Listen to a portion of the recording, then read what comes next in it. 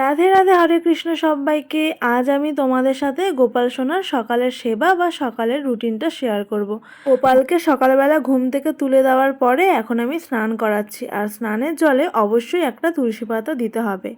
তারপরে আমি এখন গোপু সোনার গামছাটা দিয়ে গোপু সোনাকে মুছিয়ে দিলাম, আর এরপরে ঠিক করছিলাম যে আজ গোপালকে কোন জামাটা পরাবো।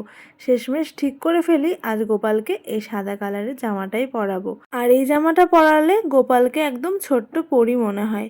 তারপরে গোপু সোনার একটা আতর বের করে নিয়েছি, আজকে এই চন্দন ফ্লেভারের আতরটাই গোপুকে মাখিয়ে দিলাম। তারপরে গোপু সোনার হাতে তার বাঁশিটা দিয়ে দিলাম। এই বাঁশিটা নতুন বানিয়েছি, তাই পুরনো বাঁশিটাও সবসময় গোপু সোনার সাথে রাখা হয়। তারপরে একটা ছোট্ট টিফিন বাটিতে জল ভরে নিচ্ছি, আর এর মধ্যে দিয়ে দিলাম তুলসী পাতা। এই টিফিন বাটিটা সবসময় গোপু সোনার পাশে রাখি, যেন ওর জল তৃষ্ণা পেলেই এই জলটা খেতে পারে।